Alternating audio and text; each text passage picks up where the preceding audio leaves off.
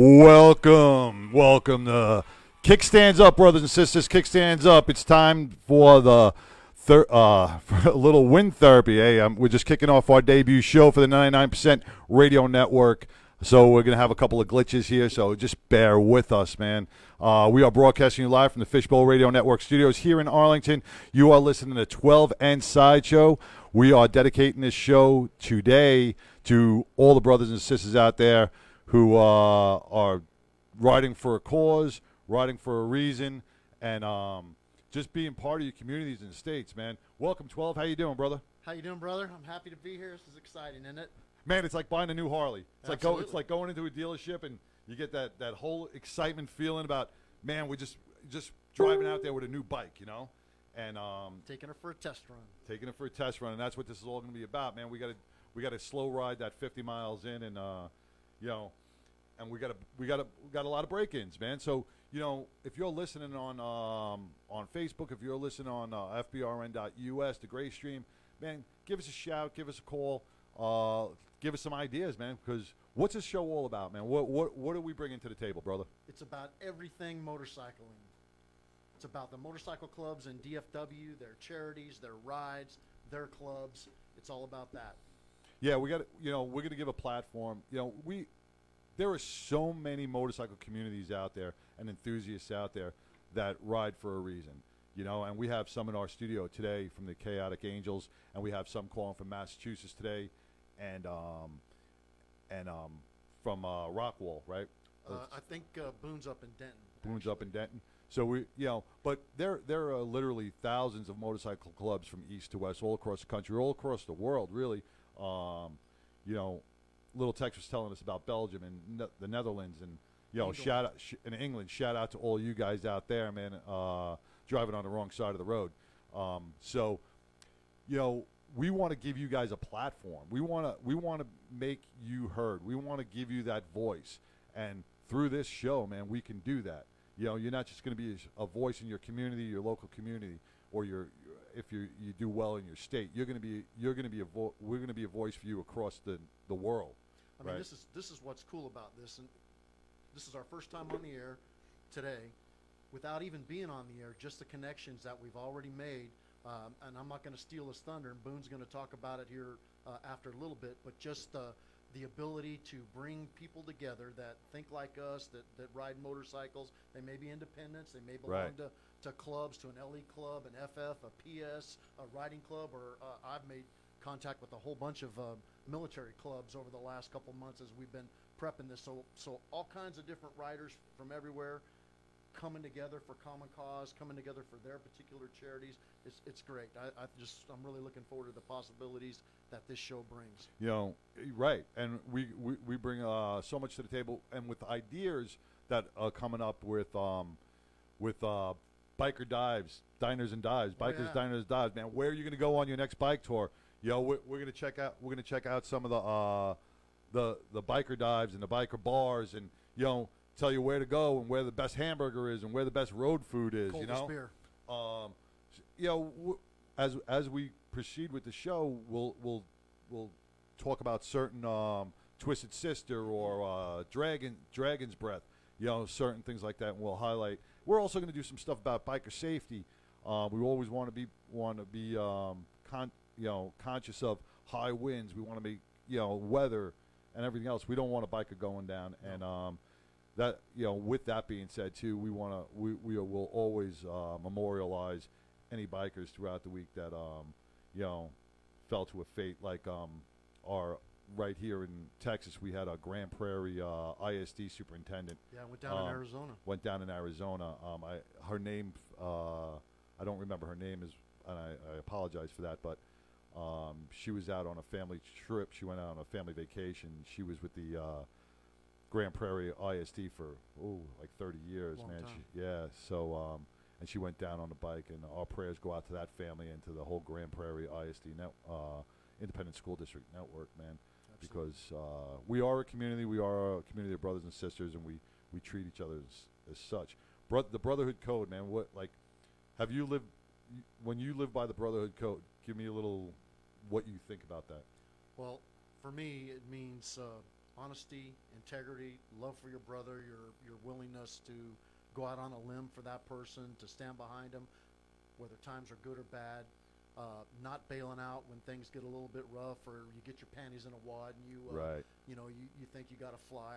I'm not about that. I'm about loyalty and standing behind a person, you know, especially if they need propping up. If they're going through a rough time, you should be there for them. Right. And I've you know had a lot of surgeries in my life, a lot of Yeah. injuries and a lot of surgeries. My brothers were there for me. They didn't bail out on me, and I think you gotta hold those things: the honesty, the integrity.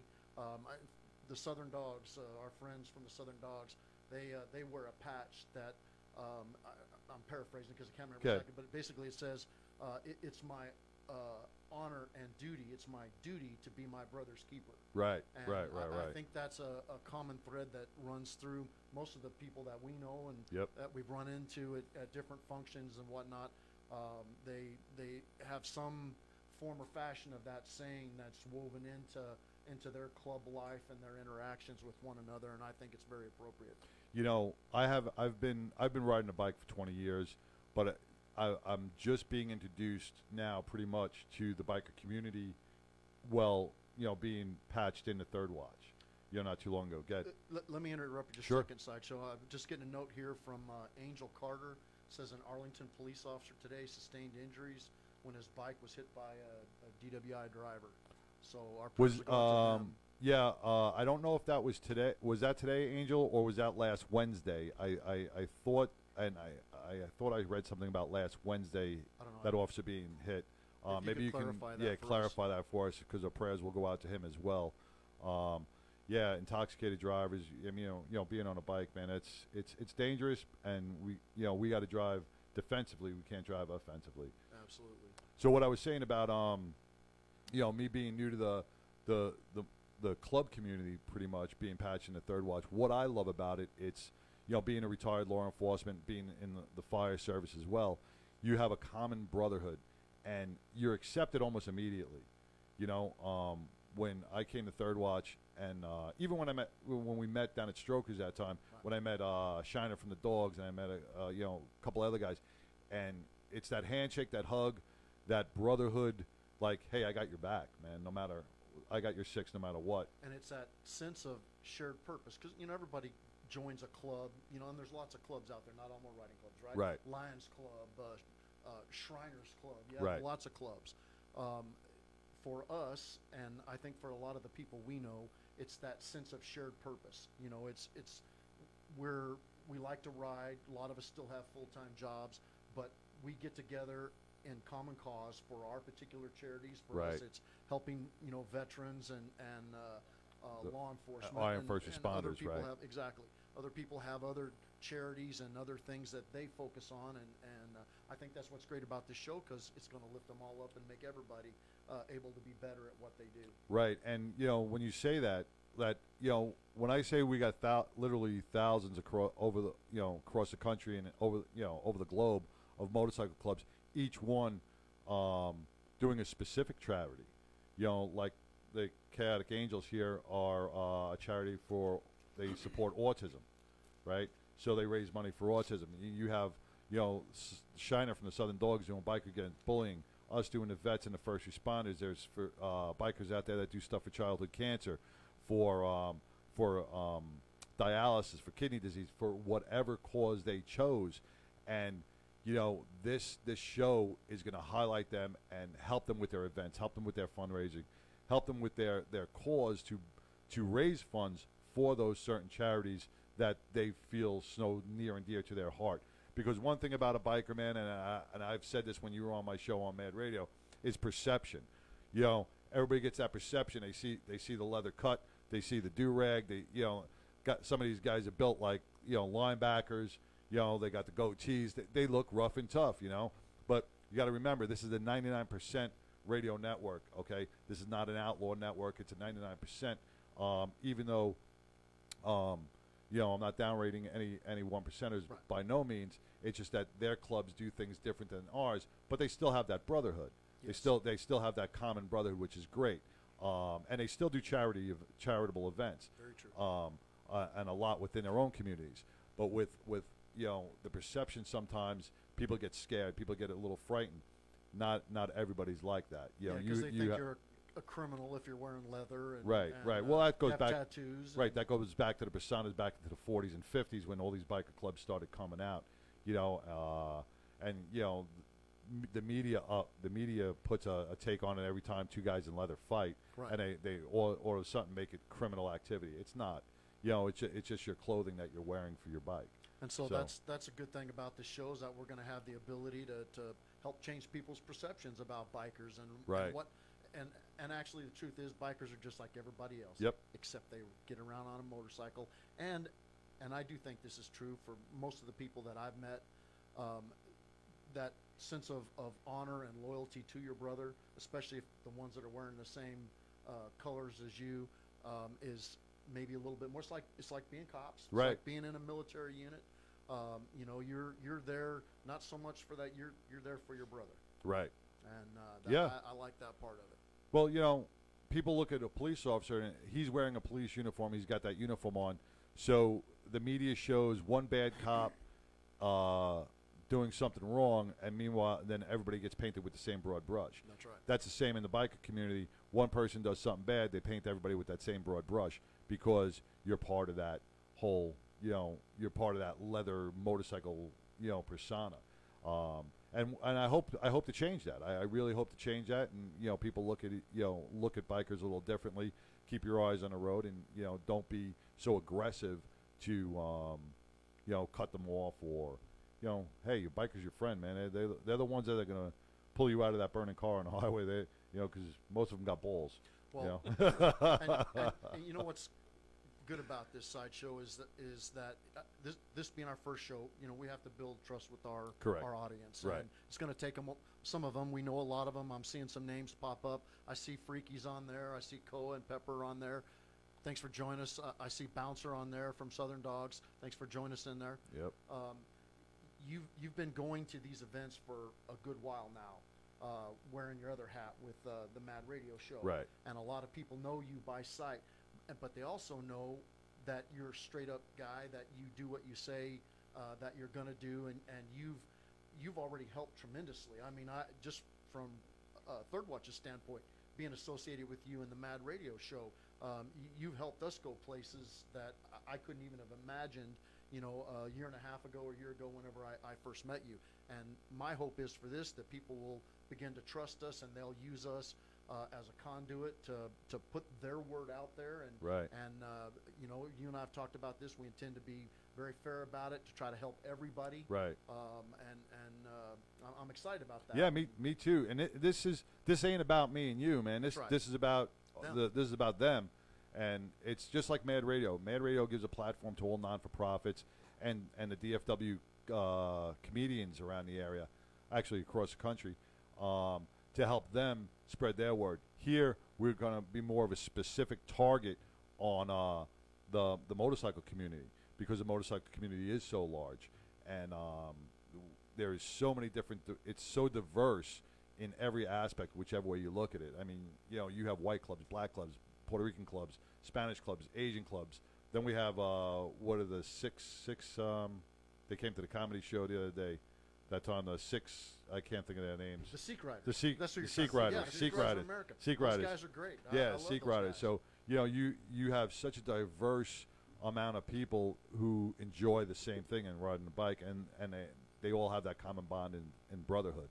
So that's why I love this community so much, because it is one community within itself. Well, we're going to start off with a bang, in part because of the hard work of several people that we'll talk to here coming up in the next, today and in the next week or so. But together, to be able to bring people together, to reach out across the country and literally around the world. Right. We have this folks in England, the Netherlands. Now, as somebody says, Lil Tex, England loves you. Grant Priest? Grant Priest? Is he from England? He is from England, and he is the vice president of a club in England called the Blue Deos. Oh, okay. And he always gives us a standing invitation to come out, and he picks us up from the airport. He helps us get motorcycles to ride while we're out there. Hey, Grant, I know you're listening, you hear us on Facebook. Give us a call right now. We want to hear from you. We want to talk to you. We want to hear how England is. Give us a shout. Let's promote you in England. 214-556-6239. That's 214-556-6239. The phone number's at the bottom of your screen. Grant, give us a shout. We want to hear from you.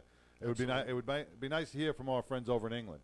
So and help you promote and do your thing as well.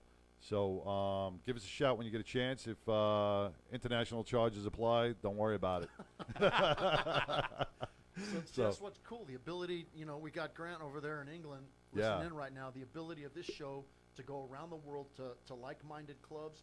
Think about the things that if we all come together for a common cause, think about the things that we could get done.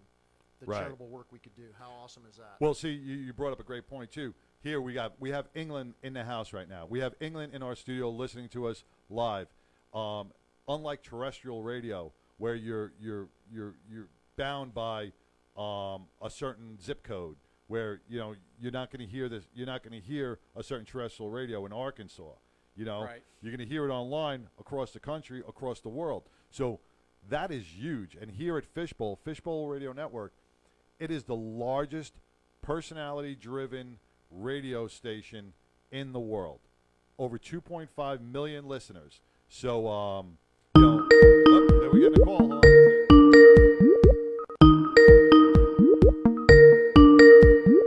Hang on, Grant. We're trying to answer the phone.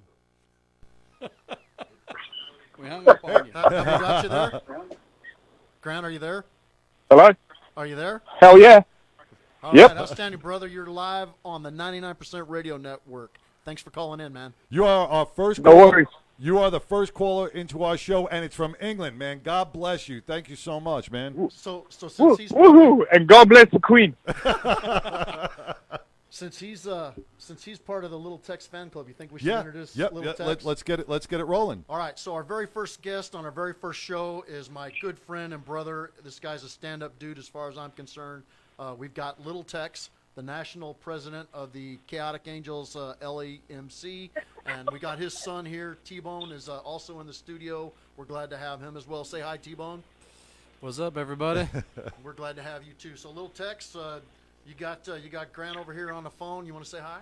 Hey, Grant. Love you, little Tex. How you doing, bro? How's my little man over there?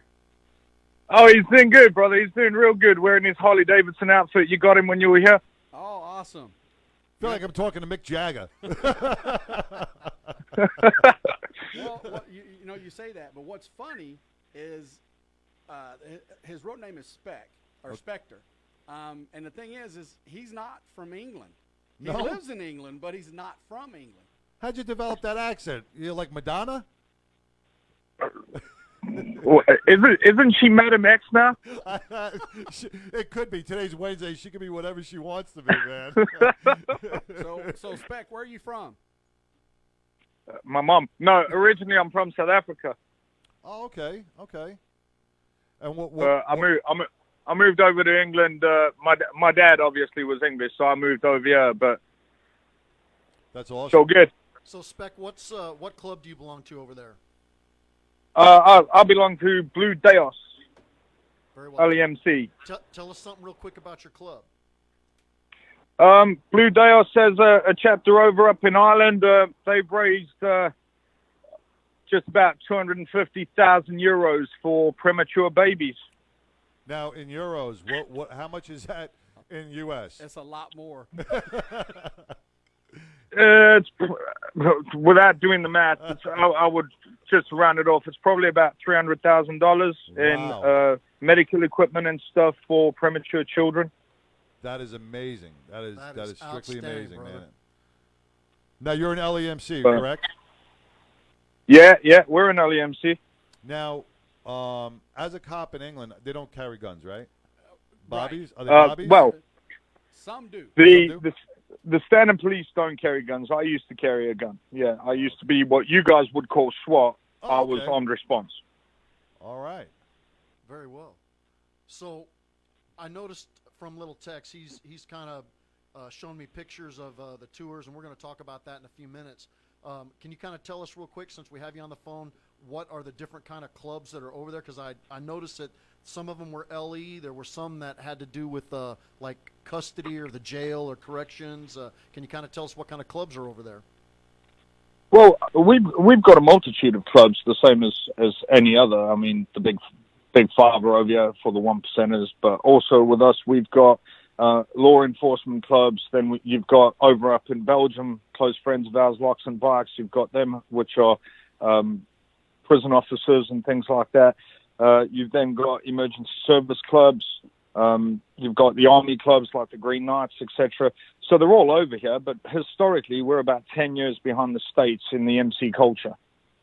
Well, you know, with you saying that you're 10 years behind us, from what I hear from Lil Tex, you guys open up, I mean, the world to us, and because Lil Tex was talking about how comfortable you felt coming over there, and you guys opened your arms to the motorcycle clubs that come over there, and I thank you for that. So I think you're right up with us, brother. You know, I don't think you're 10 years behind. Besides driving on the wrong side of the road, but... Well, you say the wrong side, I say the normal side. So while we have you on the phone as well, I'll just jump to it and cut ahead if I can. We're going to talk to Lil Tex a little bit about his recent trip over there and the World War I battlefield tour that he took and the memorials that he participated in. I think it'd be more appropriate now that you're on the phone just to go ahead and talk about it now. So just can you hang on, Grant, while we talk to him about that and maybe have some other of insight? course, yeah. Okay, so, Lil Tex, tell us about that trip. So basically, a couple of years ago, I got an invitation from Locks and Bikes, which is a correction officer MC. All their members, male and female, are all correction officers. And I wasn't really sure because I was in the military, so I've been overseas before, but I've never been over to Europe. Okay. So I wasn't sure what to expect. That's where I ended up meeting Grant over in Belgium last year, and then I've taken since then a couple of trips to England just to kind of hang out and ride and things like that. You just take trips to England just to hang out? My God, I'm not allowed out of my house on the weekends sometimes. But, I'm just going to go to England and hang out today. Yeah, I mean, you know, it's not a lot of money. I mean, you know, Grant's his old lady, she likes to cook. All right. So she cooks some good food and she makes me eat, which sometimes I feel bad. So you went a year ago. I went a year ago. This is your second trip. You made this was my second trip this time, and this time it's grown literally double of how many clubs showed up the previous year. So how many clubs from Europe besides you guys were there? Besides us, there were a total of 22 motorcycle clubs, including firefighter clubs, the Blue Knights, the Green Knights, which is a strictly military, and even those guys, some of those guys were from the U.S., but they were stationed in Germany as contractors. Okay. So they ex-military, stayed there, their families are there, they rode out. We had everybody from Los Saints from the Netherlands. We had the Peelers from England. We had, oh my goodness, there are so many to list. Way too many for the show. But, you know, all these clubs showed up, and it's not like their entire charter showed up.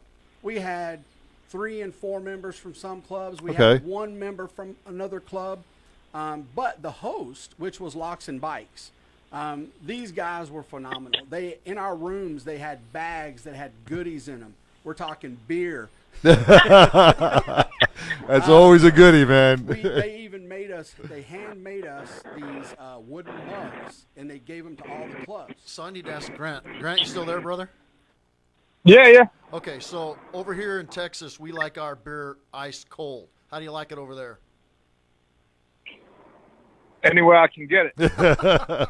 Okay, I can go with that. You know, that's. I just had a friend go over to Ireland, and I asked him that same question. I said, you know, I heard they serve beer at like room temperature, and he said no. He goes, you could ask for it for room temperature because that's kind of the culture over there. Yeah. But you know, for the tourists, tourists they'll serve it cold. For visitors, is every beer in Belgium has a different glass, and because it has a different glass, they always leave these huge heads on the beer.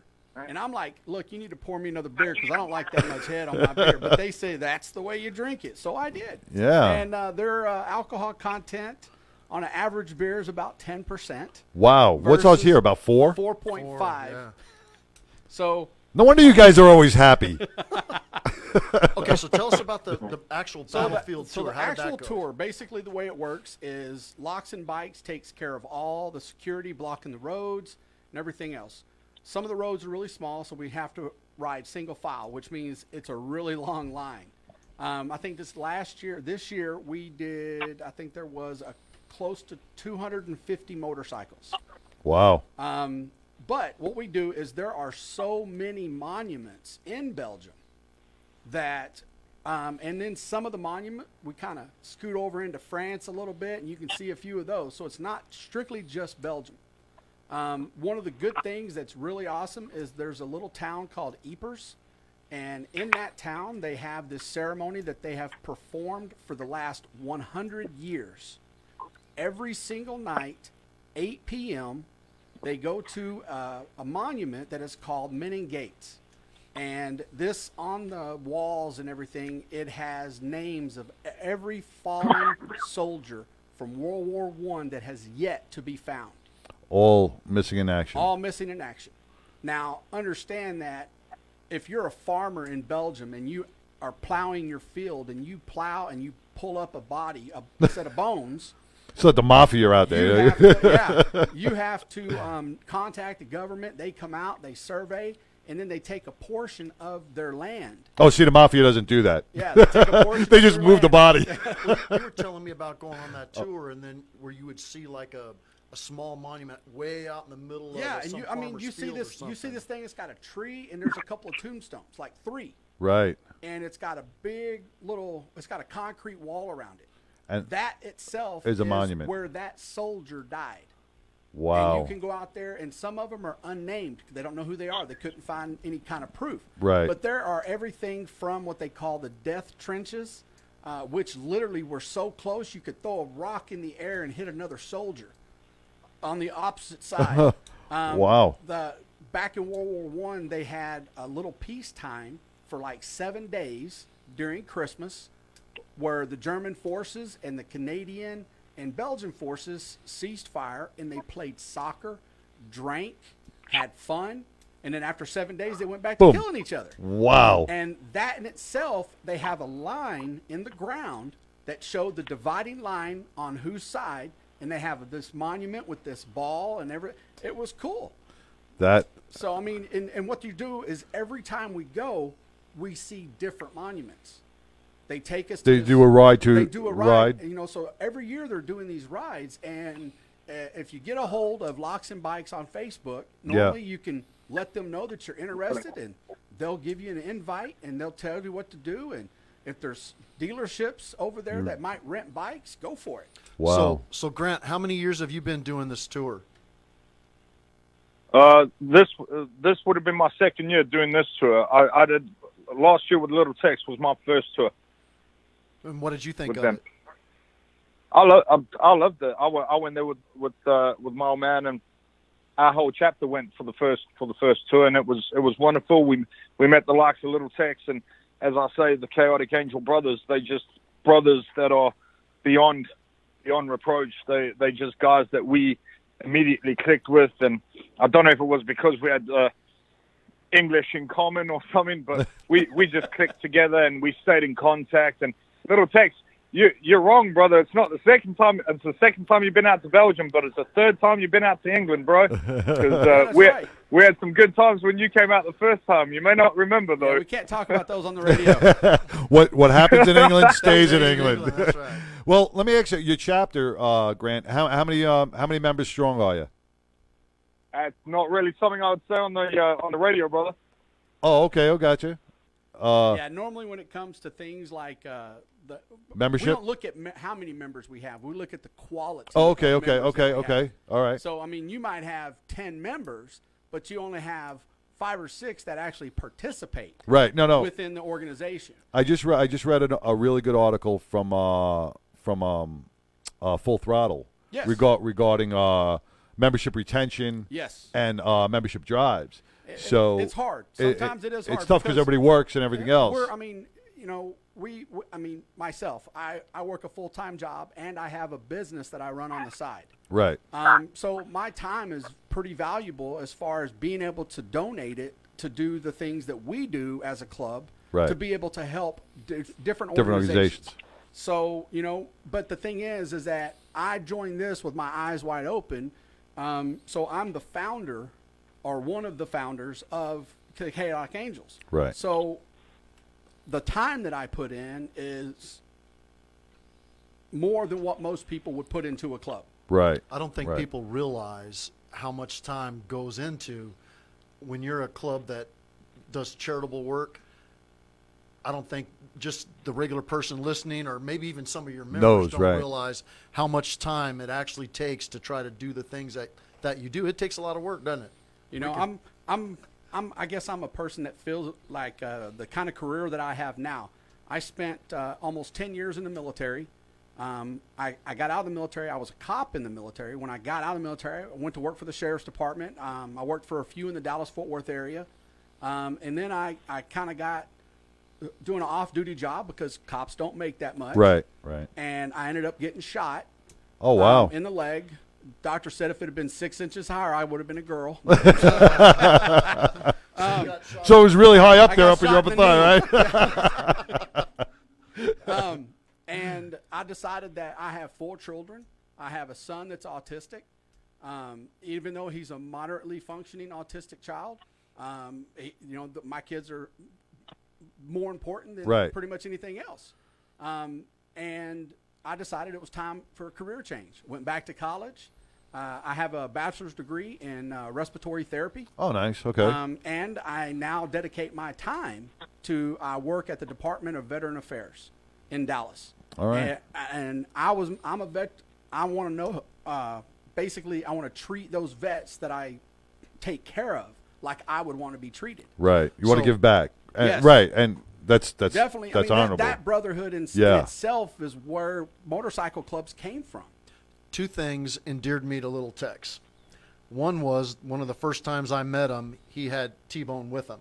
Right. And of course, T-Bone was a little bit younger then when I first met him, and you know, so it catches your eye because he's wearing his Cut. And Lil Tex came up and he addressed that right away, and he explained the situation to us, and everywhere that we've been, you know, as part of Third Watch or not, where the Kaotic Angels have been and Lil Tex has been there, there's been T-Bone as well, and he's Right. included him in all of these things, and I know he's going to talk about that in just a minute, and that was the first thing, Well- because that happened the first time I met him. The second thing was he was talking about the way he treats veterans and working with the veterans over at the VAs. A couple of years ago, he arranged for us to go over to the VA there in South Dallas and took us into this particular, it was a hospice wing, wasn't it? Well, they call it it's called the Community Living Center. It's basically like a combination hospice and rehab and long-term care. Okay. So these are guys that, you know, we're talking 90 years old. We're talking all the way down to 30 years old. And a matter of fact, that day there was an individual that had just gotten, he was honored by a general. Yeah, the chief of staff or The assistant chief of staff came in out just ahead of us. and gave him the Medal of Honor. Wow. He was a Medal of Honor recipient, and all these guys were able to introduce themselves, meet him, and shake a man's hand. That is an that honor. Was given a Medal of Wow. Honor. And that's rare. Yeah, it is rare. That's very rare. And what was it was sad and bittersweet though, because a lot of those people, we were going into the rooms there, and I could tell you right now they hadn't had a visitor in forever. But yet the way that they lit up when Lil Tex came into the room, you know, he'd been there. Yeah. You know how I feel about veterans and And- working with right. veterans, and that right there, that tells you everything in my book that you need to know about a brother. You know that he cares. You know that he's in there. That's why we can never forget them. Exactly. We can never And, forget them, you know. So I salute you for that, Lil Tex. Yes, sir. Because those were the 2 things that endeared me to you right away. So let me go back to Grant real quick, All because right. I'm sure he's sitting there watching Yeah. the clock tick. Yeah, let me just on his let me ask Grant real quick. Lil Tex, I know you the organization goes for autistic children, Yes. right? That's one of our primary charities. Your primary charities. Grant, what made you guys? I mean, because raising $300,000 is or 250,000 euros is no easy feat, man. I mean, you need a lot of support and backing, and there's a lot of logistics that go into that. There's a lot of time. You just don't get 250,000 euros. I mean, there's months of planning, and what made you do this for premature children? Was there a certain reason why you chose that charity? Well, the Ireland chapter is the ones that did that. I mean, I had a premature child myself, so that's quite close to my heart. Okay. Because my little boy was 3 months premature and spent the first 3 months of his life in the neonatal intensive care unit. So it's something that's really close to my heart. But I just think it's in all of us. And the one thing about bikers, it's about riding and the brotherhood, but also doing the good and the betterment of mankind. Yes. And it's like-minded people like Lil Tex and the Kaotic Angels as to why we bonded so well, because we can see such good in people and what they do and how they come across to us, and we can support them even from afar. I know Lil Tex and the Kaotic Angels, they ran a bike raffle, and I know that all of us, we all bought in for a bike raffle, and fair play to the Kaotic Angels. They turned around and said, well, if you all win, we'll ship the bike over to you. So you're not taking part in a lost cause. Right. We will make it happen for you. So we all put our hands in our pockets and see the good cause, and we can reach out and do things. And I just feel that the Kaotic Angels are very instrumental in bringing things together. I'd like to see more cohesion in the LEMC community in England, because at the moment they're very insular. They do keep a lot to themselves, and I would like for all LEMCs to get that brotherhood, because we're all brothers in blue. We all have a common cause, and just to stand together would make us so much stronger. Well, that's one of the reasons. That's one of the reasons we put this 99% radio network together, is for that specific reason, so we can unite as brothers over the globe and make this global. I mean, This is such an honor to have you on as our first guest, and I don't want it to be the last time you're on. I'd like to hear from other members, and please have other LEMCs and other groups from across the ocean, man, call us, because this is what it is. This is uniting and getting a bond together. So when you guys come visit here, man, you got houses you could stay at. You have a brotherhood here that will back you up 100% as well. To ride, you got places to stay. Heck, we can bring you on the radio. And yeah, buddy. Let me give a shout out. I'm just getting a chance to kind of scroll through my phone here, and I see, and I hope I don't mess this up, and I probably will, but this is from Iron Legion LEMC in Italy. So we got people listening in Italy right now. Those guys were at the battlefield tour. Wow. Is it Enzo? Enzo. Yeah. What's Enzo? Okay, so we see you there. Don't worry Thank about you, last buddy. names.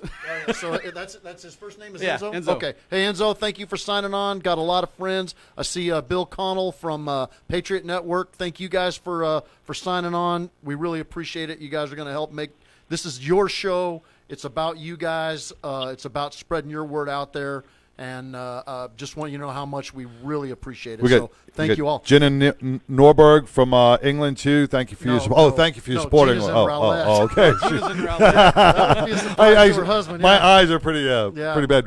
There's BA. BA's on there. So I see Derek from Patriot Network is on there. Big Love from Invictus. I see he's on there. Oh, yeah.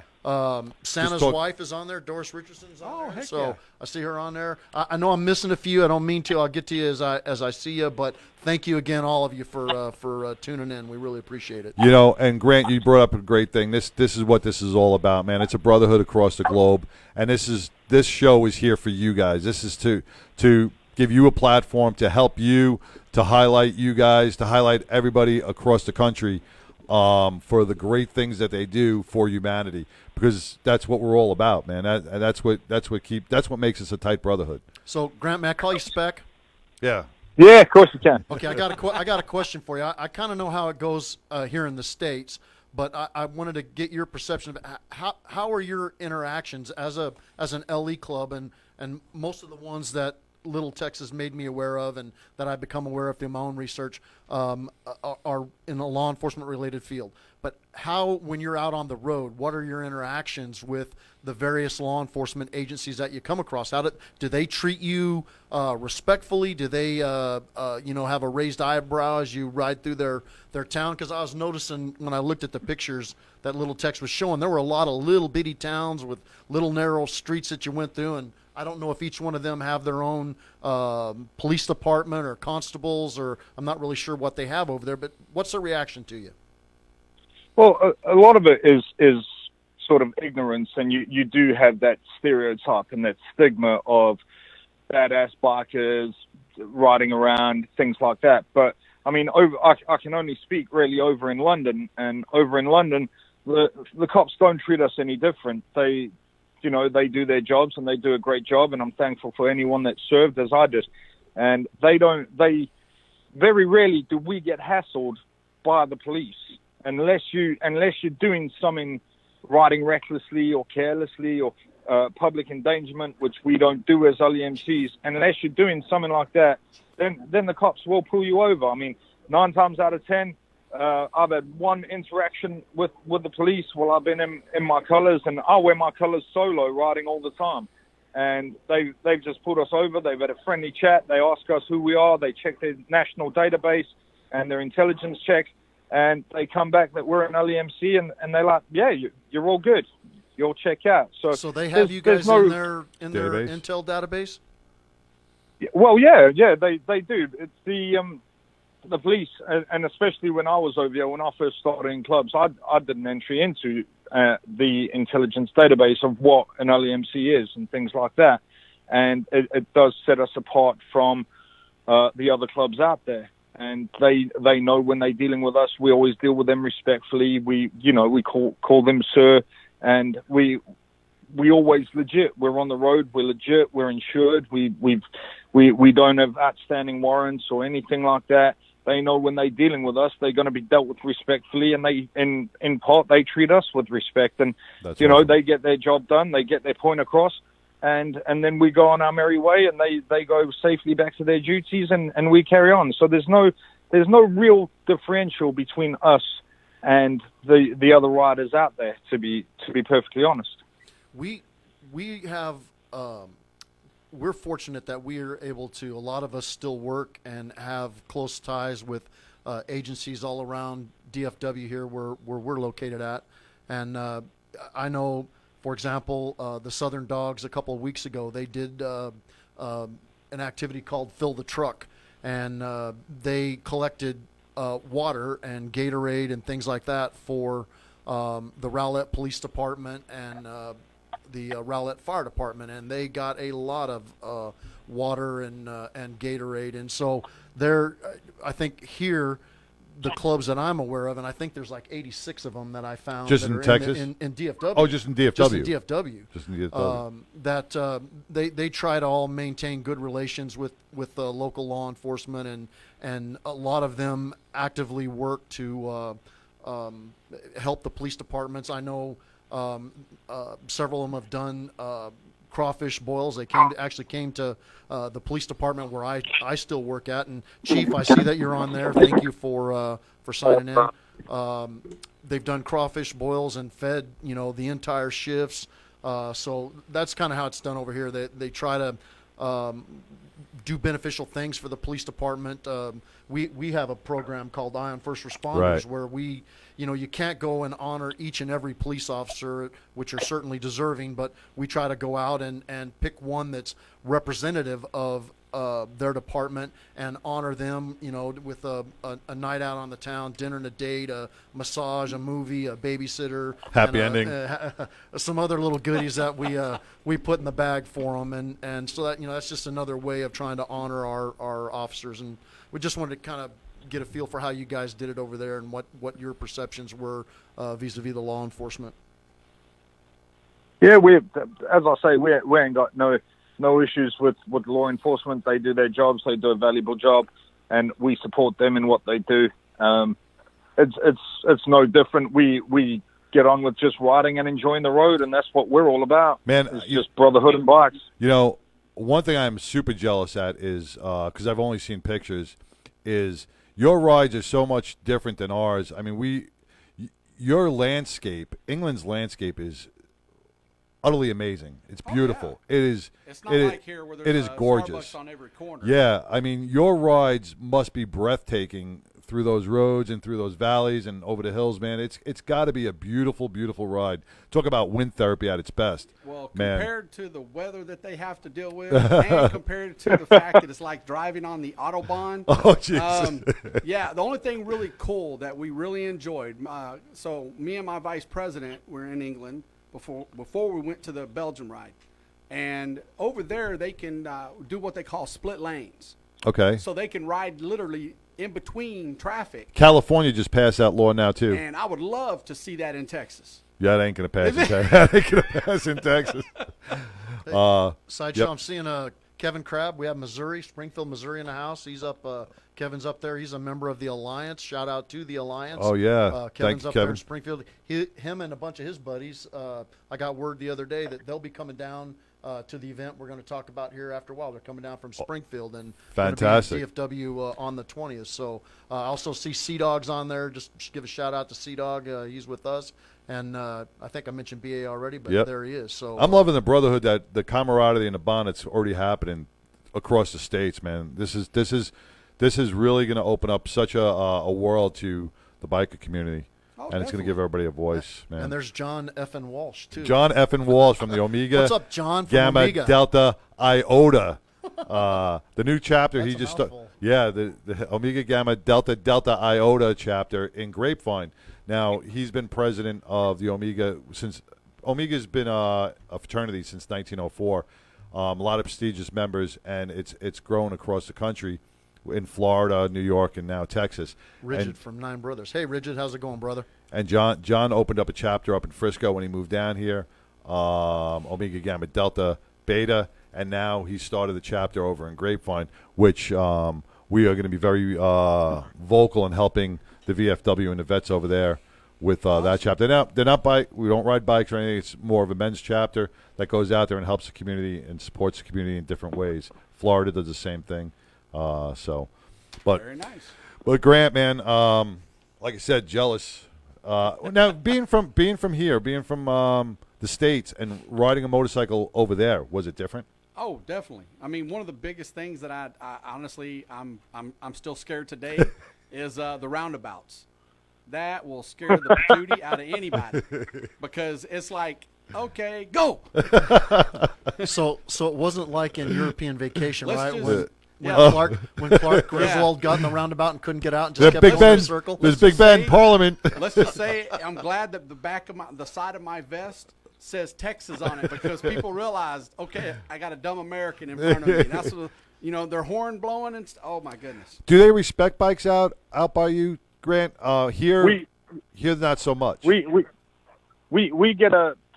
do get a certain amount of respect, and especially when we're lane splitting, a lot of people will move out of our ways because they do appreciate that we're not breaking the law by lane splitting. Right. You do get one person that takes umbrage to the fact that you're going past them because they're in a big car. Okay, yeah, they're jealous. And They're jealous. They can't move anywhere, and they'll close in on you and stuff like that. But I mean, as you guys said earlier in your show, you just ride defensively. We're on bikes. We're far more vulnerable, but you ride defensively, and you just get through traffic. Especially in London, you've got to filter through. We call it filtering.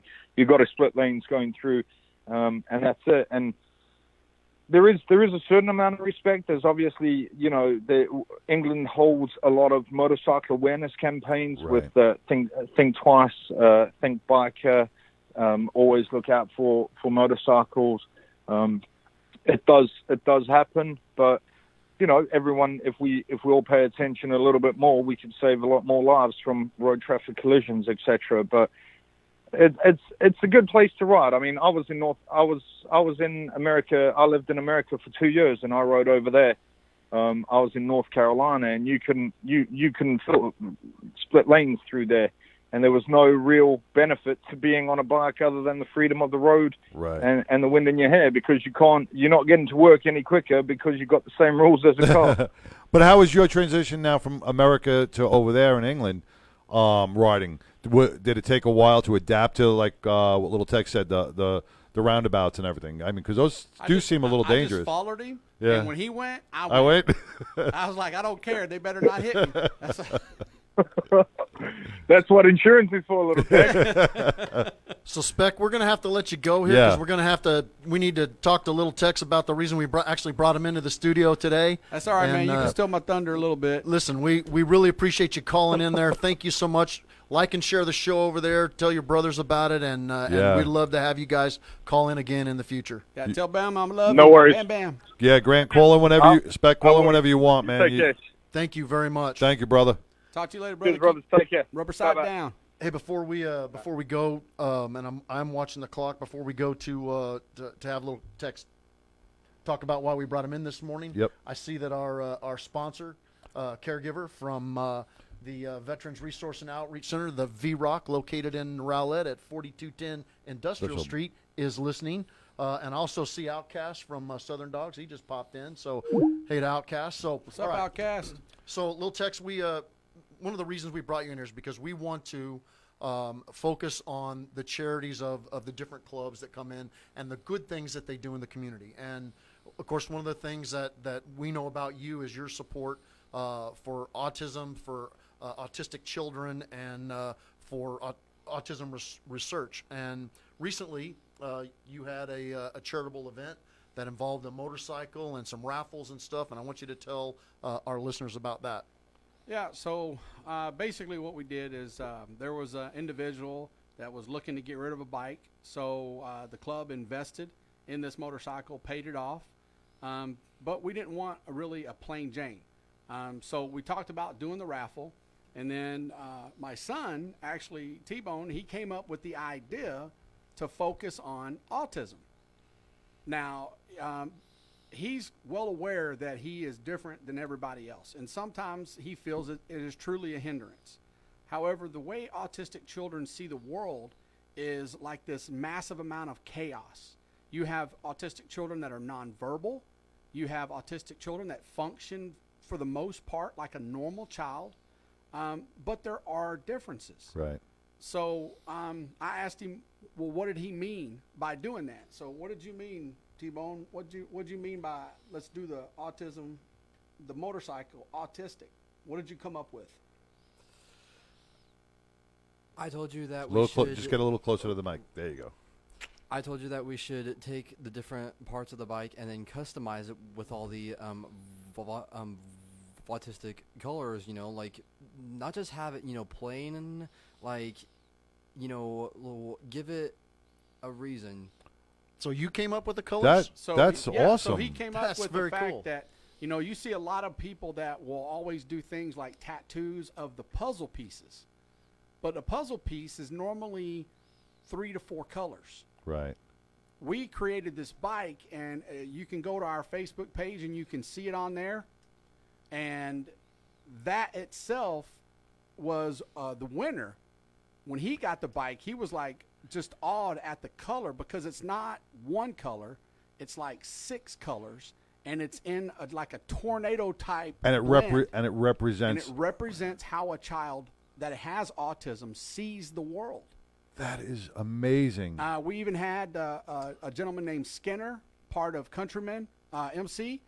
He did the leather work on our custom seat that has our center patch on the seat with a little hand on the back of it, and he colored the leather to match the bike. And it was was a just badass we looking bike. Was that the one you guys gave away at the V? At the V, Yeah. yes. Right, I got a picture of all you guys We had together, man. That's right. The mayor came out. Yeah. She drew. The mayor That's of right. Rowlett came out, and she drew the winning tickets. I'm going to So- put that picture on Facebook. So tell us what you were able to do with the proceeds of that raffle. So, our club's not out for money. We filed our nonprofit. We're a nonprofit organization. So we took that money, which we earned right at close to $6,000, Sweet. and we got 2 cashier's checks. We found 2 families, and we gave the money directly to the family. See, we want to affect the individual, not the corporation. Man, that is the way to go. Because foundations do have a lot of money, and when you throw $3,000 at a foundation, sometimes it goes for someone's salary versus correct giving it to the organization. Yeah. Well, when you do the individual, like you said, you've just helped them out tremendously. Tremendously.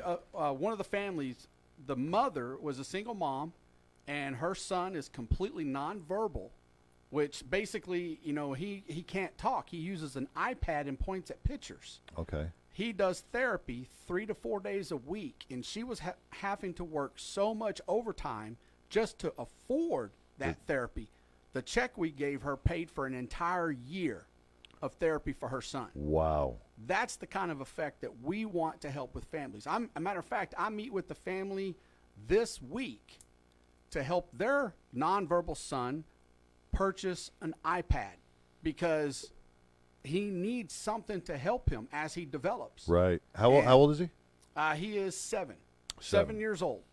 And he is a nonverbal, and, those kind of things are ways we can help with people donating to us. We can take that money and we turn around and we find families that are in need, and we help those that need the help. You take such a burden off and a stress off a parent in that aspect by giving them that almost that freedom that now, instead of working so much overtime, she could pay for the therapy and be there with her child. Exactly, and have instead more of being, time spending with her son versus anything else. There's nothing more than making a difference in that right there. That is the gold award for making a difference, man. Putting a mother and a child together, and she doesn't have to work so hard. Definitely.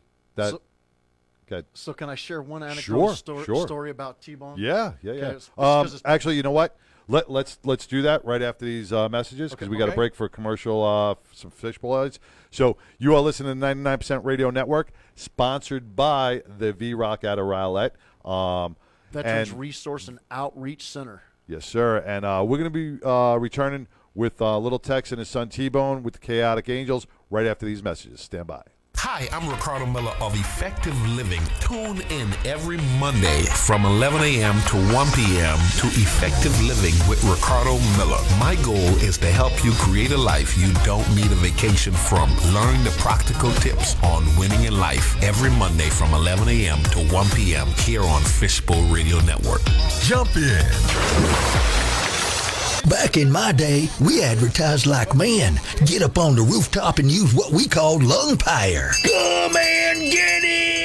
Nowadays, they got what's called the internet. It goes worldwide. And on this internet is what's called fishbowlradio.com, a network of over 100 personality-driven radio shows. Now that's a lot of lung power. Sounds like a good way to get the word out about your business. Call them, 817-633-4880, and jump in. This year, make your corporate event, holiday party, or birthday magical with the Magic Mirror Photo Experience. Your guests will love it and be talking about it for days. Plus, they'll even get to walk away with their own unique red carpet picture. It's fun, unique, and gives your occasion that special touch that your guests will appreciate. The Magic Mirror. Find us on Facebook to book now. Search Mirror Image Rentals. That's Mirror Image Rental. Let the magic begin. It's your girl Jazzy Jolie from that Web Chapel, and right now you rocking with Fishbowl Radio Network.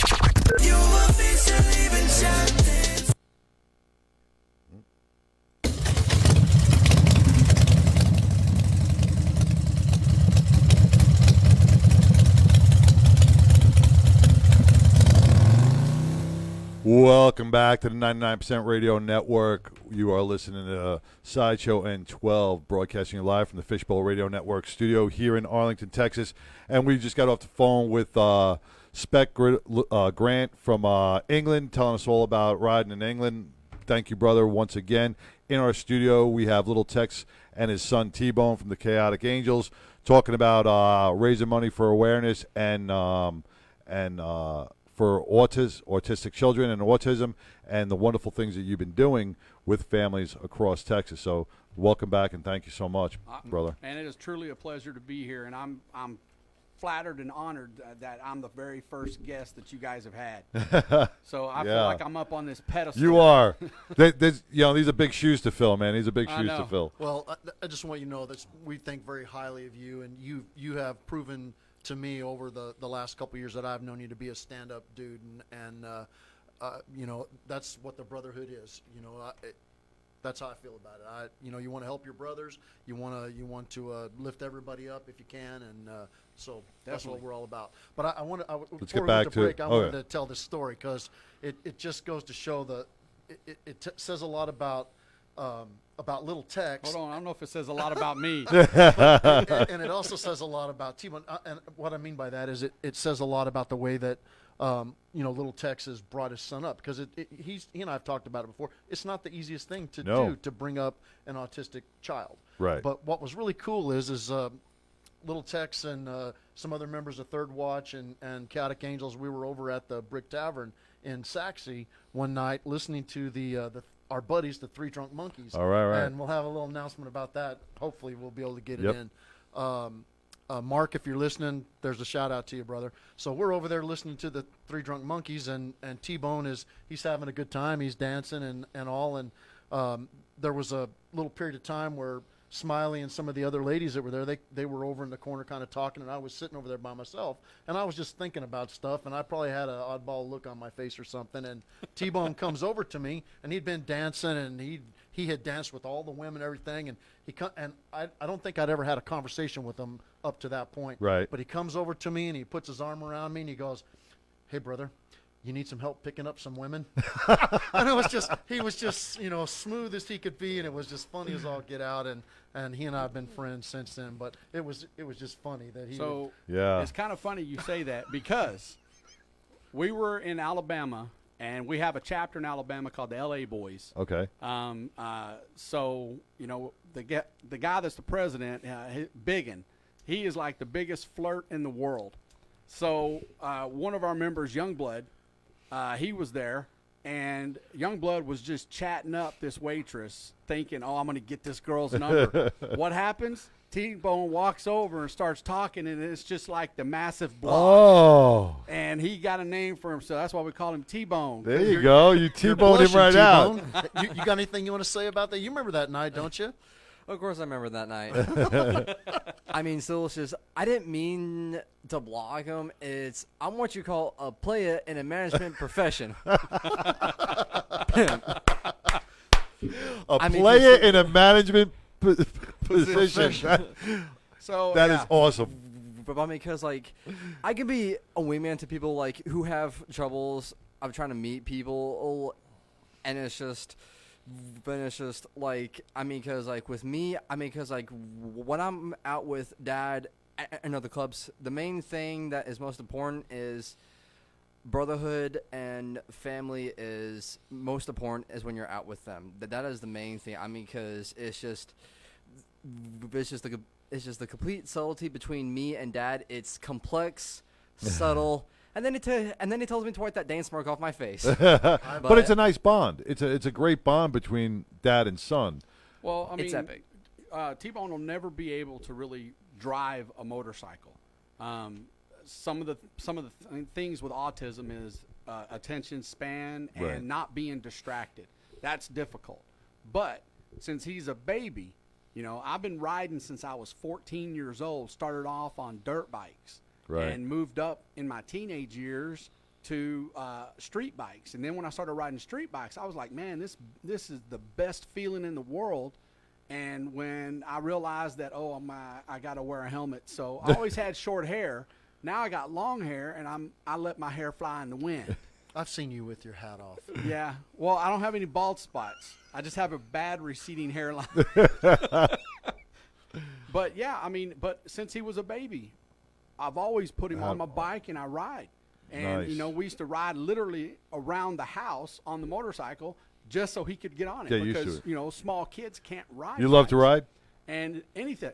Every time we go somewhere, he's like, we taking the bike? We taking the bike? So, and that's just like, when we gave away that motorcycle, people thought we were joking. when we first started putting it out. They didn't believe that we were literally going to do it, even after we showed people the bike. And, you know, one of the members that we had, he did a lot of work on that bike. I mean, we're talking replace pipes, do all kinds of customization to it.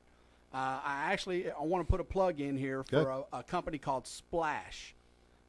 This guy took the bike and he went and had to buy certain equipment so he can sandblast it, because he tried to do the hand sanding and it was taking forever. But he does hydrographic dipping. And basically, if it's something that you can get wet, he can dip it. So he literally dipped the entire bike this color. Wow. And then clear coated and everything else.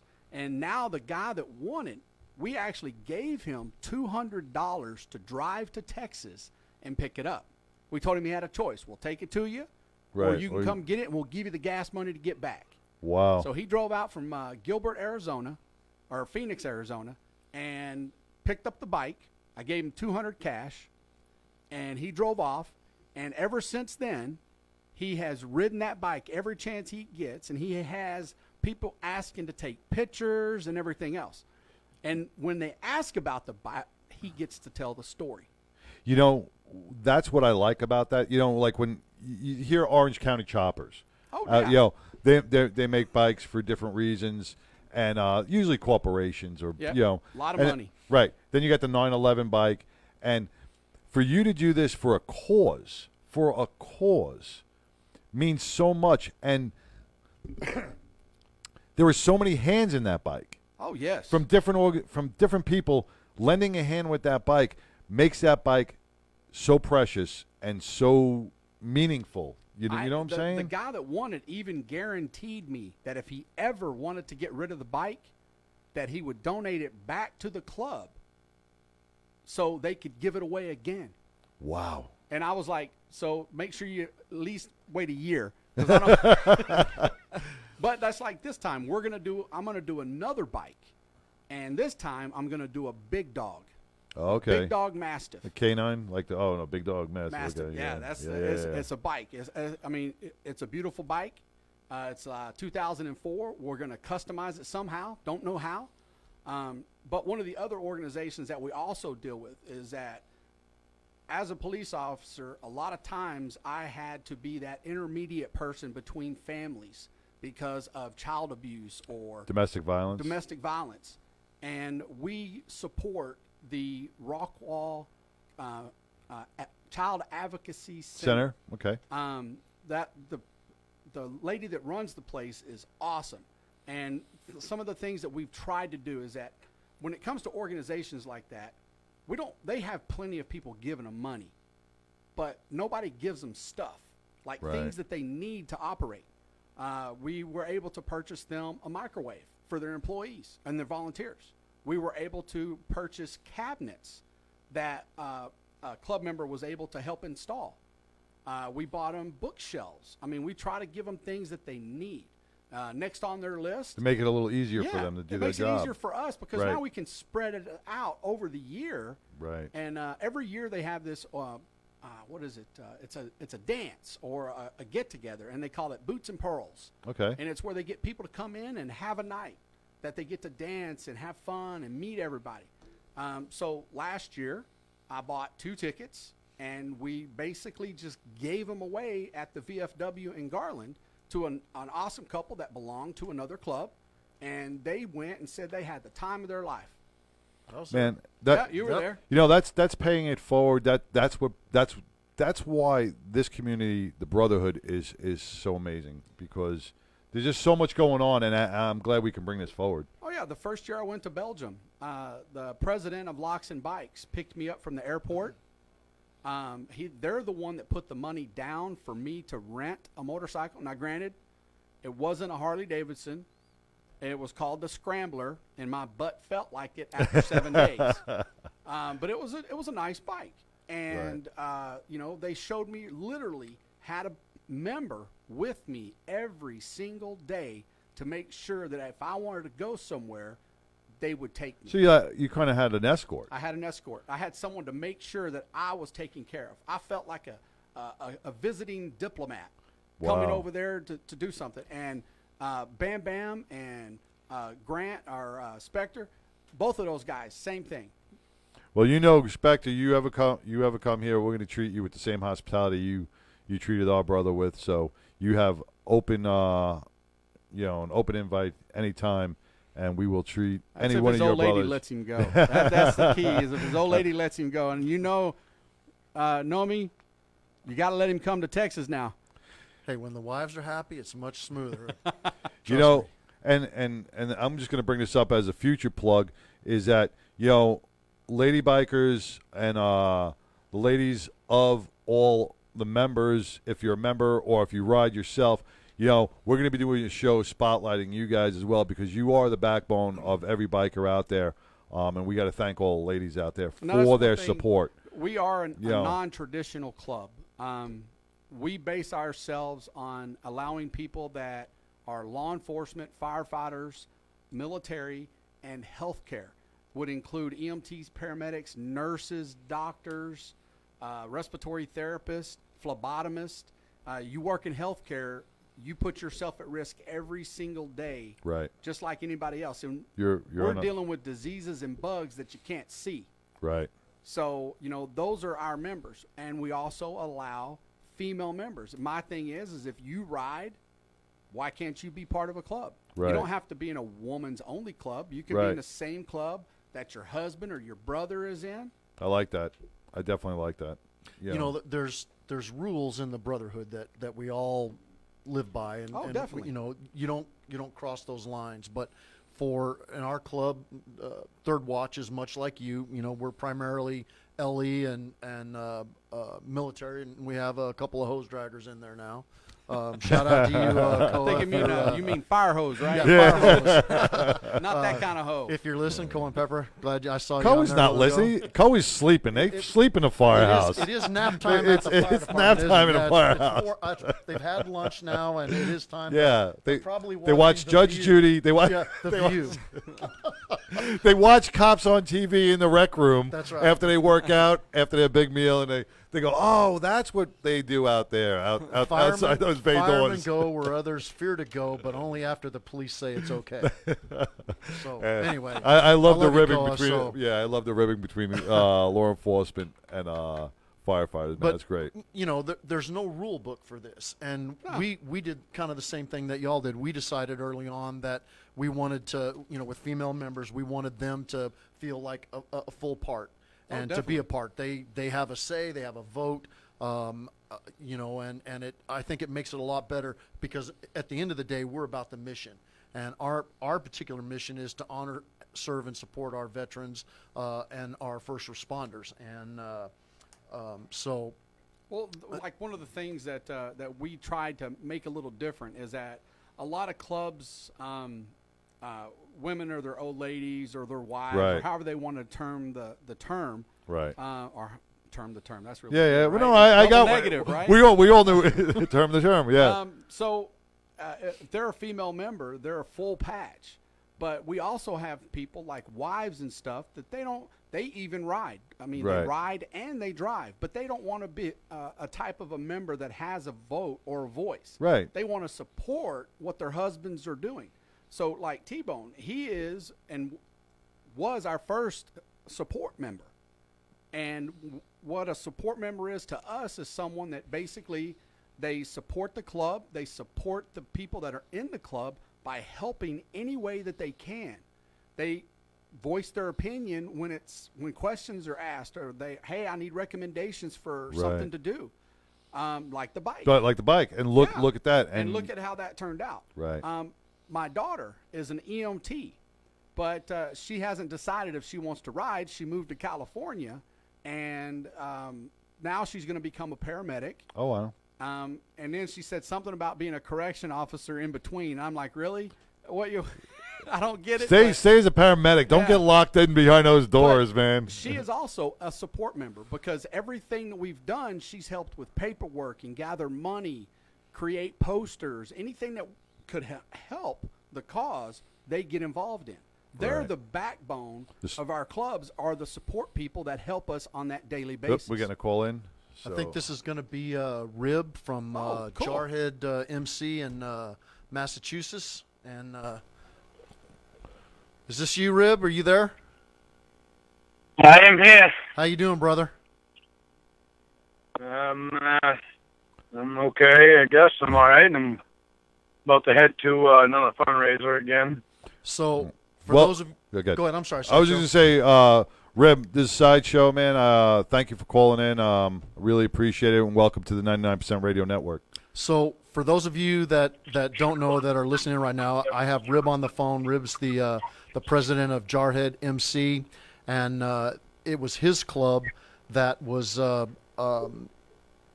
taken out basically by a drunk driver a couple weeks back. Rib lost 7 members of his chapter and had several more injured. And the first night that I talked to Rib, he was telling me that he had a prospect go down that very night because of a pothole back in Massachusetts. Is that correct, Rib? Yeah. We lost 5 brothers and a wife and a girlfriend in the accident. And then on one of the funerals, one of the wake days, one of our prospects went down coming off the highway. They just milled the surface of the road, and they exposed one of those long potholes, which Massachusetts is famous for. She hit that. The tire came out from underneath the bike and up and over the handlebars and onto the ground, and it's probably going to get the road name road rash. So. Oh.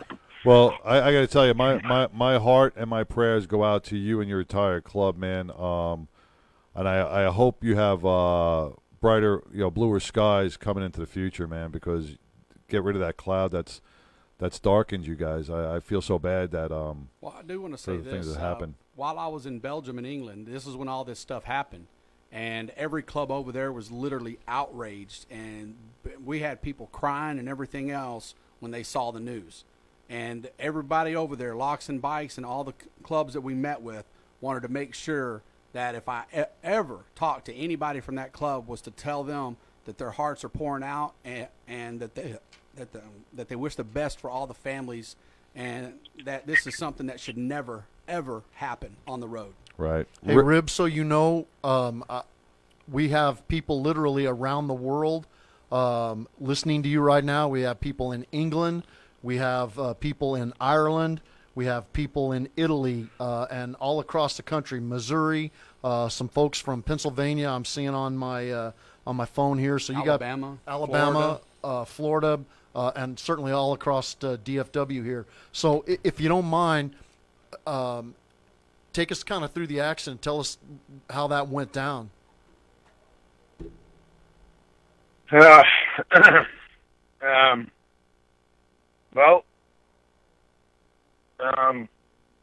were up. The whole weekend was supposed to be our annual meeting on Saturday. That's the whole reason why we were up beyond Franconia Notch, New Hampshire. It's beautiful up there, mountain riding and all that good stuff. And we had some dinner. The early arrivers, myself at the time was elected back to the head table as the VP, alongside Woody Maza. Once again, him and I are the ones that were in charge when we first started and stood up. So I was back at the head table again, and there was probably 15 past members there Friday night with a couple of significant others and such. And the intent was to have dinner and go down to the Gorham, New Hampshire Legion Friday night and support an event that they were doing. I guess they call it like the Queen of Hearts. It's some kind of card game that they do up there that allows them to raise a little bit of money for their community and veterans in their community and their zip codes. So we were just going to go up there and have dinner here and go up to the Legion afterwards. The guys would have a couple beers or whatever, and and we'd spend some money.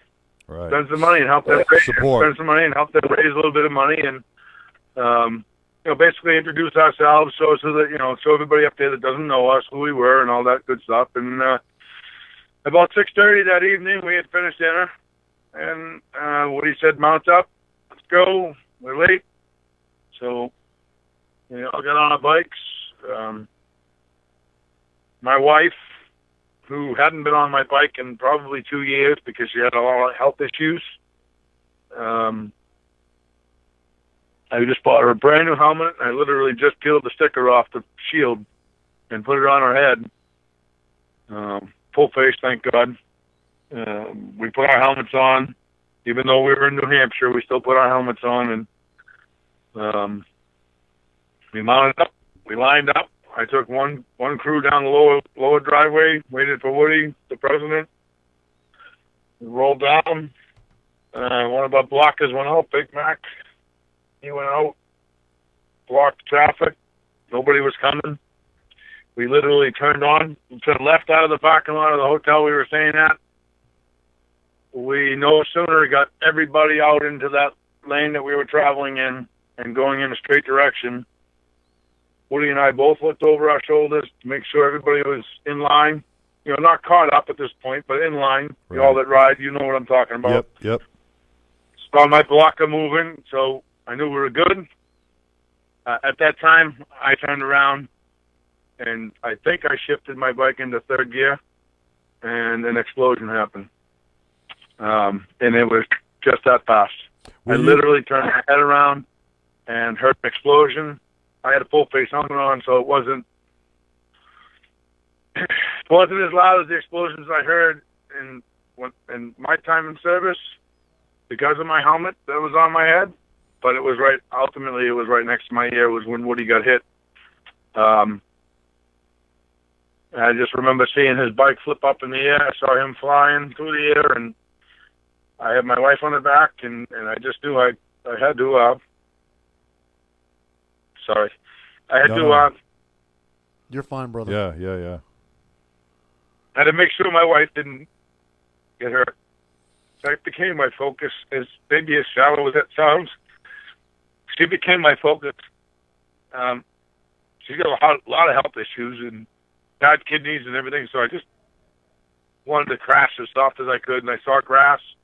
I saw trees and grass on the right. I was on the right side of the lane because I was riding right of the president. So I was on the shoulder of the road. I immediately where I went was for the shoulder. And I saw grass. I just wanted to get to the grass. Fortunately, I got to the grass. Honestly, I didn't even really realize what happened to my bike. I thought I was going to be able to drive the thing away afterwards. I thought I made it to the grass. My wife was fine. We got off the bike. When I turned around was the first time I saw the vehicle that hit us. So I didn't even see the vehicle that hit us until I turned around after I was off my bike and knew my wife was okay. Oh, so you didn't see him pass you? You didn't see him pass you? I never saw it. It happened so fast. So the road, that particular road, Route 2, runs east and west through the mountains in New Hampshire, up above the Franconia Notch. And at that particular point, leaving the motel that we were staying in, it's kind of like we'll say at the bottom of a valley. It's not really a valley, so it's not that deep, but you know what I'm saying, at the bottom of a hill. So we were immediately climbing the hill. Well, from the point of impact on the other side is the same way. You're climbing a hill. So as we approached the top of the hill, the moment of impact was the very top of the hill. So it's supposed to be the blind spot for both oncoming directions, and he was over the double yellow line in Woody's lane. Yeah, and there was nowhere for him. He was trailing. He was trailing a gooseneck. He was trailing I think probably a 3 or a 4 car gooseneck on a 2500 Dodge Ram with gooseneck, single rear wheel, not even a dually. Thank God the trailer was empty. God knows we'd probably all be dead. But still, he was on the wrong side of the road. Woody had no shot. There was nothing we could do. Was now and and I turned around, and the two bikes that were directly behind me and Woody were completely totaled. Both of those guys, one of them is still in the hospital, Josh Marin. He's still in the hospital recovering with massive leg trauma, broken pelvis, dislocated shoulder, all you name it, the whole thing. And the other one, Dave, my hard charger, he was directly behind me. His bike was totaled by the trailer, we now know, or at least we think it was the trailer. But he survived. And then the bike behind him, my hooker out here, he made it to the shoulder like myself with his girlfriend, Pat. He's a Vietnam veteran, 70-year-old, retired. The trailer actually went over him and his girlfriend. So from the bikes that it bounced over, that it wiped out behind me, actually caused the trailer to bounce up in the air and give him enough time to get to the shoulder. I can't. And then the rest of it is history. The rest of the bikes behind him were wiped out. Rip, my heart's bleeding for you, yeah. man, and everybody, the families. I can't imagine what you're going through. None of us can. I thank God that you're here and you're able to tell this story. But what 12 was saying before, the driver was drunk. Was he drunk or was he texting? He was on something. He was on something to show. Witnesses say they saw him. They saw him jumping back into the truck a couple of times, grabbing stuff and throwing it in the engine fire, like trying to burn whatever he was burning. I was turning to Josh, after I knew that our president was gone and there was nothing we could do for him. We had to move on, and I had to find survivors. And I saw Josh laying in the shoulder in the gutter. So he was to my left. He was right directly behind Woody. He got thrown into the gutter of the road, the shoulder of the road, with massive trauma to his leg. Hey, Rib. Yes, sir. Bunch of our listeners are former Marines and former military, and I don't know if you can see. I don't know if you're looking at the show right now, or if you're just on the phone. But no, I'm just talking to you, buddy. I'm just talking to you. I was in my truck. I just pulled over so I wouldn't drop the call. Okay. Well, they asked me, my Marine buddies and those Marines that listen in on here, they asked me to give you a Semper Fi, brother. There, you got a bunch of Marines out here right now across DFW that are. I'm just very quickly reading through some of the comments that they're making, and their hearts go out to you and your club, the family, the affected family members, and they just want you to know that they're thinking and they're looking forward to meeting you. Are you still planning on coming out on the 20th, or is that going to be possible? I know you've had a rough way to go. No, I'm actually going. I have a scheduled family vacation that is supposed to start tomorrow. We're going to attempt to do this. We got a big fundraiser up here at Gillette Stadium on Saturday. I have to come back for. But I am going to get out there, come hell or high water. I'm going to get out there to say thank you. I don't even know the magnitude of what you're doing for me out there, but. Well, Rib, you got the attention right now. You got the attention of England, Italy, and Ireland, and the Netherlands. You have the attention of everybody, and everybody's heart is bleeding for you right now. So, for those 7 members and the members that are in the hospital, what could we do for you? What could we do for your club? Just ask, and we will make it happen. What can we do for you guys to help out and take some of the burden off the families in this time? You guys, ever since I heard from Boone and all the support that you guys talked about, and you talked about what you're doing for us, I got to tell you guys, we are just blown away up here. We are. It's a good time to be. As bad a time as it is, man, it's a good time to be a Marine. And they stand tall and they stand proud. And we're all Type A personalities and we all got egos. But man, when it comes time, you know, my wife has a newfound respect for us and you know, our ability to perform under pressure and support each other when each other are down. So I don't know. I mean, if we wanted to send donations, I'm sure, there if you want to send donations, I will give you a PO box. I'll give you a PO box if you know. I know a lot of people don't like GoFundMe because it takes a percentage. The reason I set that GoFundMe page up or had my one of my secretaries do it was because I knew I needed a lot of money fast. I knew the size of the magnitude of the accident and who I had to take care of. So I knew I needed a lot of money, and I'm going to need a lot of money for a long time. And Hey, you know, I Rib, got a young lady who's pregnant due next month, who's now the head of her family. You know what I mean? Like, that just shit like that shouldn't happen, guys. It just shouldn't happen. No. So give us that PO box, and we can share it with all the listeners around the globe.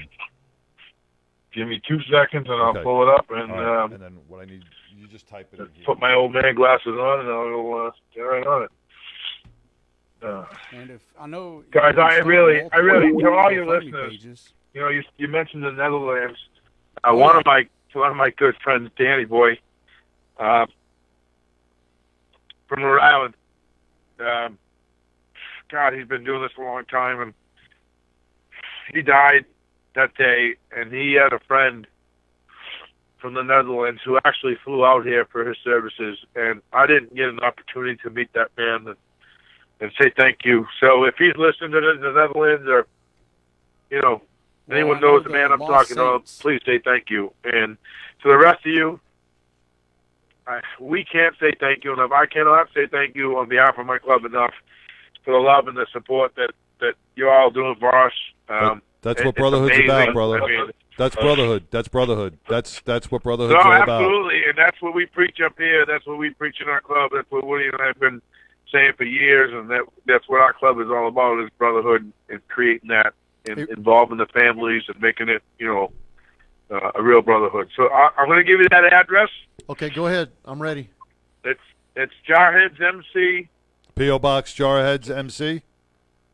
No. Yeah, Jarhead's MC, P.O. Box 362. Okay, 362. Marlboro, Mass. Marlboro, like the cigarettes. Mass. 01752. 01752. Okay. Just hit enter. There we go.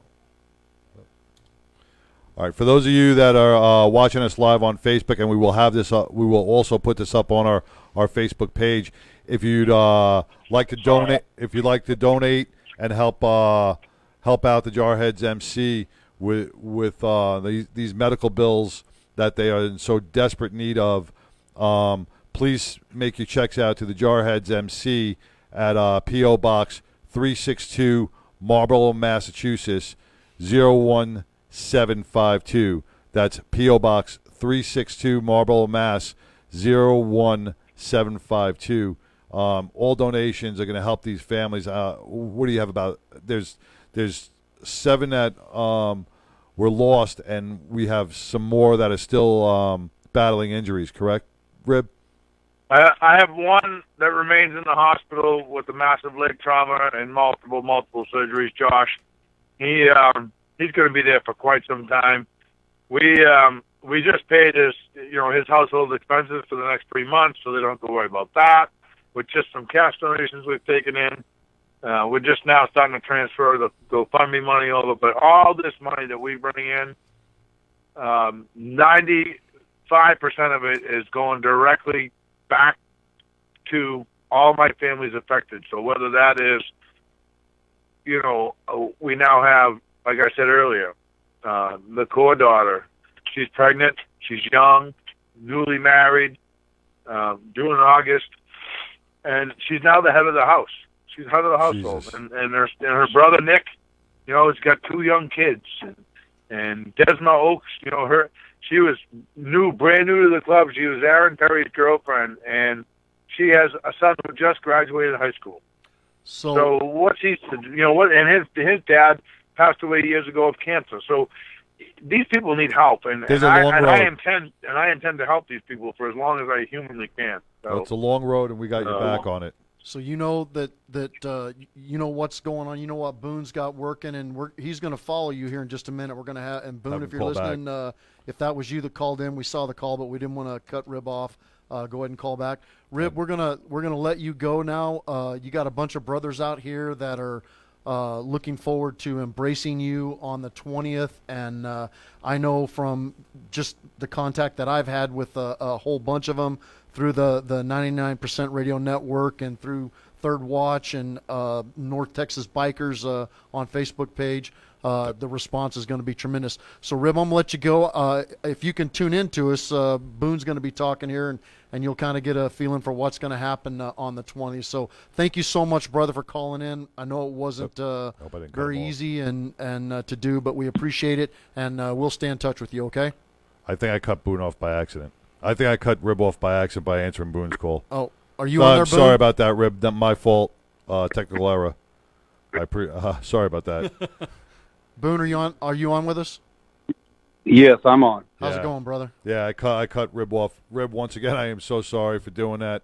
I apologize because we could only answer one phone line at a time. Yeah, we're still trying to learn our way around this, so forgive us, if you will. So we have on the line now, we have Boone from Southern Dawgs 286. You doing all right, brother? Yes, sir. And you're president of what chapter?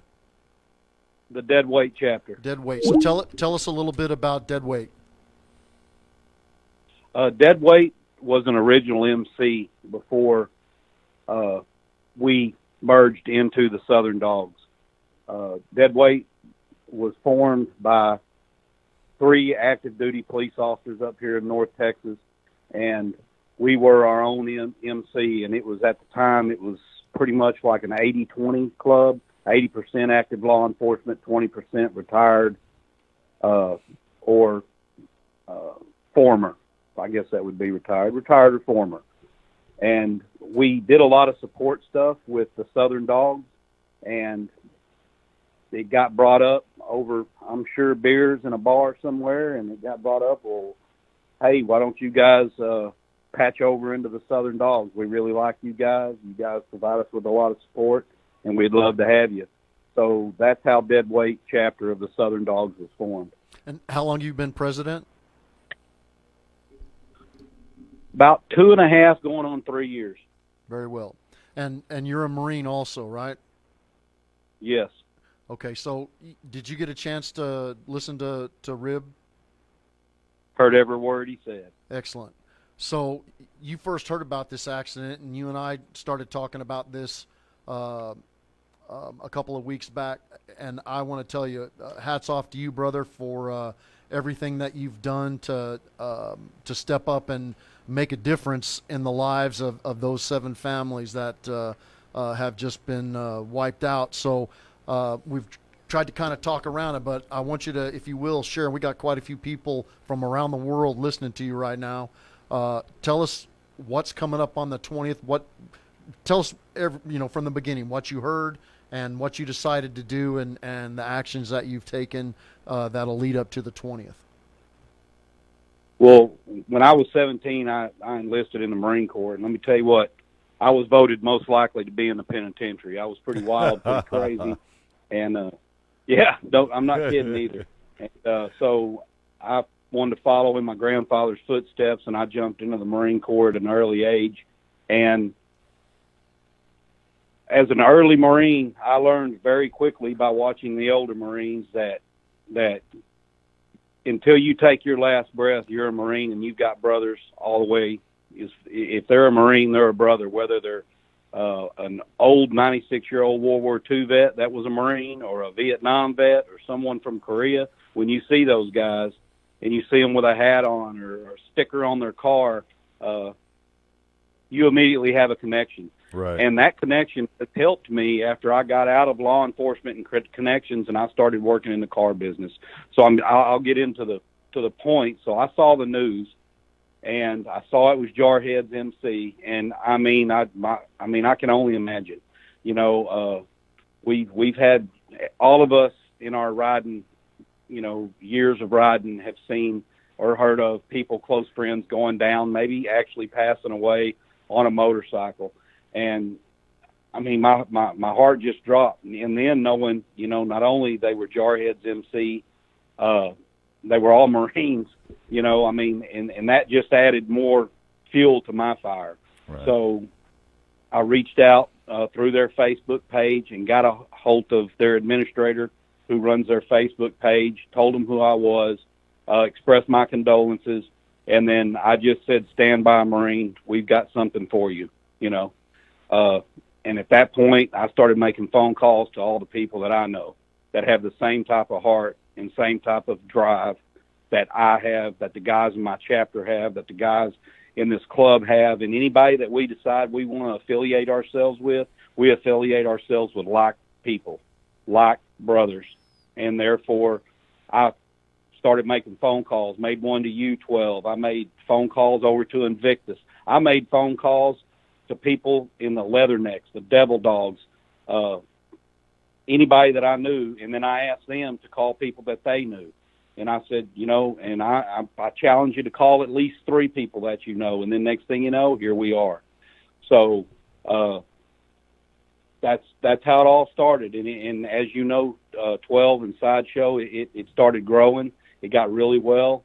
Reached out to one of the guys in another chapter of our club called Shiner. Mm-hmm. He is very good at doing what he does. And what he does is he can get information out. He can make things. He can get it put on the right page. He's better than I am at it, I can tell you that. We're going to have him on the show in a couple of weeks. Yeah. Yes. So I reached out to him, and I said, look, man, this is, you know, I need some help. And he said, sure thing. Didn't even bat an eye. You know, so that's the type of brother he is, man. No hesitation. I'm there. Yeah. No hesitation, none whatsoever. And matter of fact, anybody I talked to, there wasn't any, well, let me look at my calendar. I never got that. It was, we're there, we'll be there. And then I asked for permission to put their name on the flyer that everybody sees online. And everybody said, no problem. We're there, put our name on there. We will support you. Once again, you know, back to the brotherhood. It's the brotherhood code, man. That's what it's about. Yeah, yes. And, man, I'm telling you, the thing, I can't even imagine what the Jarheads, Rib, and all his people and all their families are going through. To lose the head of the household, or possibly the head of both heads of the household. I know in my family, both my wife and I both work, and it takes our income to survive. And losing one would be devastating, but losing both would be wow. Catastrophic. I mean, where do you Catastrophic. go? Where do you go from there? So, you know, as a Marine, as a brother that rides on 2 wheels, that loves, you know, I was riding on 2 wheels before I was in an MC. The MC world just taught me a lot of what the Marine Corps taught me. It's just a different type of person, that's all. Right. You know, and a lot of the people in the MC world are former military veterans, so on and so forth. So there wasn't any doubt in my mind that this thing would get this big. I'm just amazed at how quickly and how in so little time how we have done what we've done. And contacting Rick Fairless, getting a hold of him at Strokers. Rick's always a stand-up guy, man. He's there for everybody. Yeah, and he's done a lot of stuff with the Southern Dawgs and other clubs, not just us. And without hesitation, he's like, man, my doors are open to you guys. This is horrific. He saw the same thing I saw. So it was very easy. I didn't ever get, well, let me call you back on that. No. And when I started calling, people were answering the phone. I wasn't getting voicemails. So it was very easy.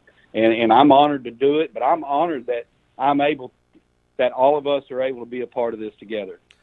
I don't know if you heard, Boone, or not, but we actually have some people coming down from Springfield, Missouri to join us from that far away that heard what you were doing, and they saw the postings that you put out there, and they I saw got a message this morning that they were coming down and would be here on the 20th. On the 20th. So tell us real quick. Now, as I understand it, correct me if I'm mistaken, but it's basically going to be a straight-in ride. People are coming from their point of origin and riding straight into Strokers to be there at 2 o'clock on Saturday the 20th, correct? Yes, that's the point. This isn't anything like a poker run, and we're not.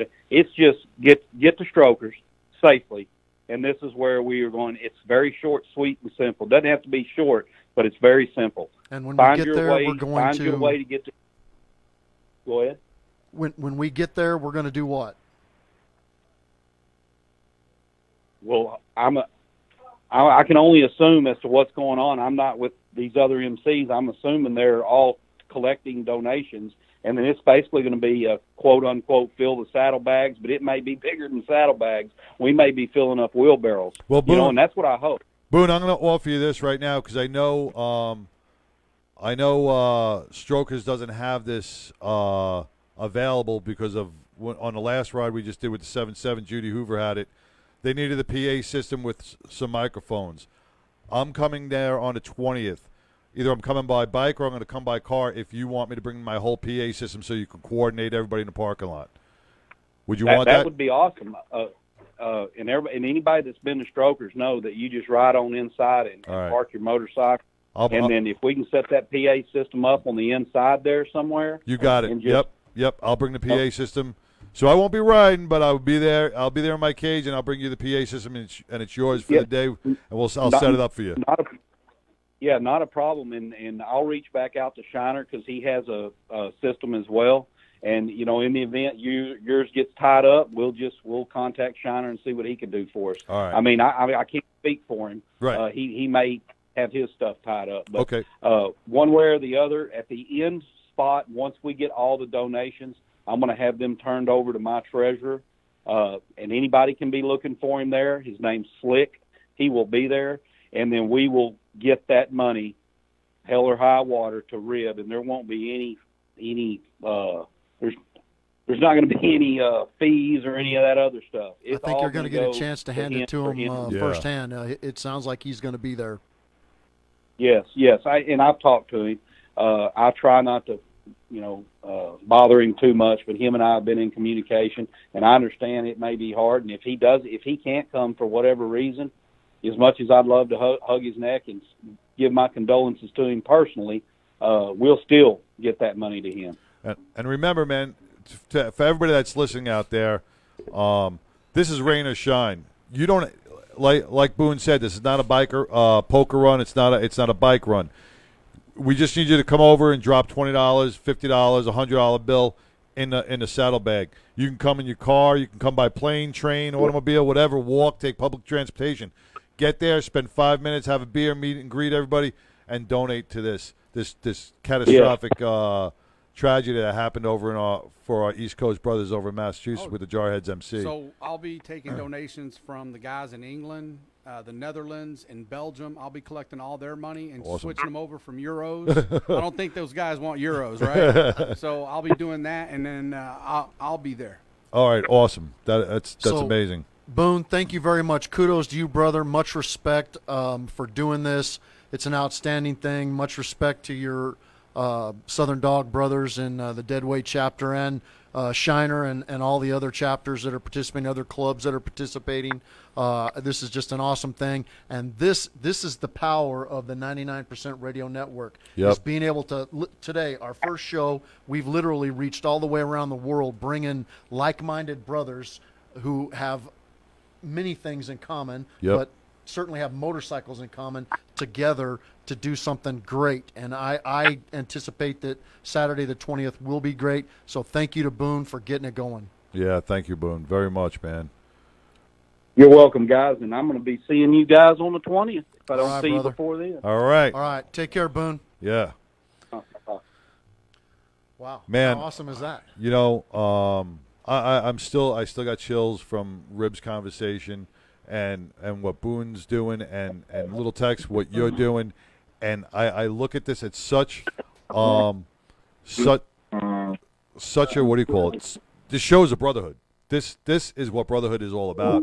And what Boone was saying, that no hesitation, no voicemail. Yes, no, let me check my calendar. That's what this is all about, man. That's what this community is about. We've helped brothers out financially. We've helped brothers out mentally. I mean, some people go through, especially veterans, PTSD, Yep. You know, cutting the suicide down in law enforcement and First military, responders. first responders. You know, anything that we can get a hold of to help someone, we want to do it, no matter what it is. I Well- mean, I've even had one of Rowlett PD officers call me at the VA, want to know if I was working because he needed help with a veteran. I met him in the lobby, so let's go. That is, brother, no hesitation. That's what it's about. Yeah, I've personally called Lil Tex and had some veterans needing help and information about the VA, like, you know, where to go, what to do, and late at night, call them up, say, hey, can you help me out? Boom, done. What do you need? Doesn't matter. I'll get it done. And Right. much respect to you too, brother, for that. I Appreciate know how I know he's a stand-up dude, and that's all there is about that. But you Well- notice something, Sideshow, that there's a common thread going through here. Everybody for the rest of the month that we have coming in here, they're all about helping people. They Right. all extend themselves. They all go out of their way, but it's not something they just do it as a matter of course. It's Right. like you It's just making a difference. It's just these people are making a difference, and they just do it. It's a part of their life. Well, And- what I've always told you, and what you know, paths cross for a reason. You know, I always say paths cross for a reason, and we meet people for a certain reason to bring us a step further in humanity. And what I found in first responders and military personnel alike, and now in the biker community, is we are all cut from a certain type of cloth of God. And I'm not a very religious person, but I do believe that we are here for a purpose, and we are joined together for a purpose. For whatever reason it is, there is a greater good out there. You know, we are cut from the same cloth. On not everybody is that willing to step up and help in a moment's notice. But you know what? Everybody in this biker community, everybody in the law enforcement community, everybody in the first responder community, without hesitation, jumps on board and helps without a doubt. No hesitation. Absolutely. So one thing I did do is I did share quite a few pictures of a couple different monuments that we attended.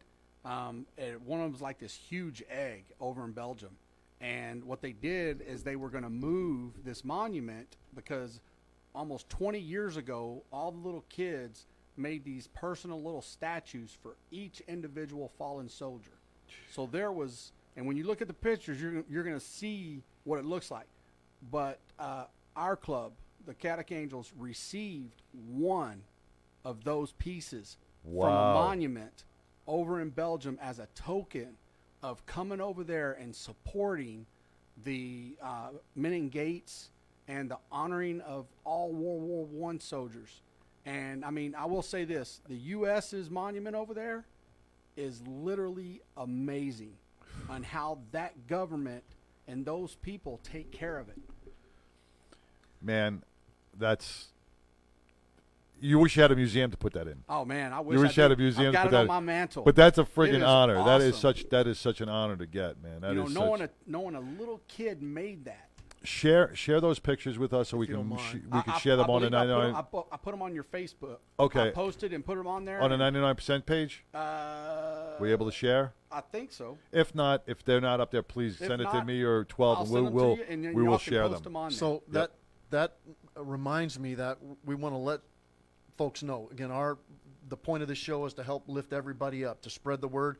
If those of you who are listening right now, if you have events, charitable events, things like that. For example, I saw our brother Grizz is on here talking about the Kaufman County Child Advocacy Ride that's this Saturday. Yep. I want to throw that out there. We'll put that on our 99% Radio Network calendar, and I'm happy to also put it on the Third Watch calendar as well. We want to help everybody do well in their particular charitable work, but especially if you're listening to the show today and you have an event coming up, send it to us, and we're happy to post it. It would be awesome to be able to go to one page and see all the events that we can be part of, because sometimes it gets lost in translation, Right. or you don't get that invite on Facebook. Right. But going to be able to go to one place and see, oh, I can attend that one because I'm not working. And, instead of just sending money, a lot of times we like to participate Right. and give money. Well, that's what this is going to be all about. This is about unity. This is Awesome. about bringing everybody together as one family to support each other. Because if we each take a little bite, right? If we each take a little bite, it's not hard on anybody. Absolutely. You know, and we all know that everybody has jobs, everybody has other things in their life that they're doing that may pull them away. But you know what? Together, we are the strongest individuals in the world. We are the biggest family there is. And I'd like to see Angelina Jolie do something like this. And, you know, big stars, you know, they always get these causes. Well, here's a cause right here for you. That's right. Brad Pitt and all you guys, all you actors in Hollywood, come on. Yep. Hey, Put your money where your mouth McConaughey's is. a Texas boy, and he's Yeah. always stepping up. He's here in Put a DFW. little towards our East Coast brothers, the Jarheads MC, and once again that PO box is 362 Marlboro, Mass 01752.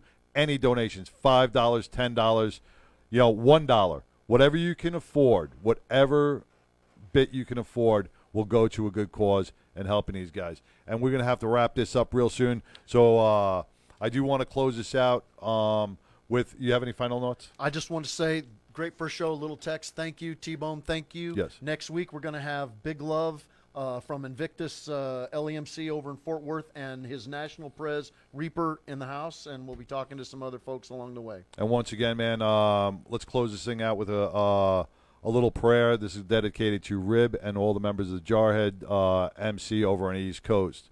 Biker's prayer. May the sun rise in front of me.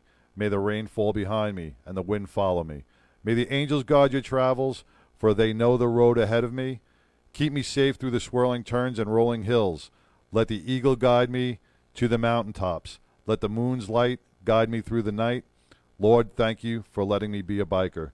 And that goes out to Rib, and God bless all you guys and the families out in the East Coast, and we have your back. And until next week, man, just stay upright. So what we tell everybody is keep your rubber side down. Keep your rubber side down. Chrome up. All right. And until next week, follow us on Facebook, 99% Radio Network. Coming up, the Mad Radio Show, Making a Difference with myself and Megan King, right after these messages.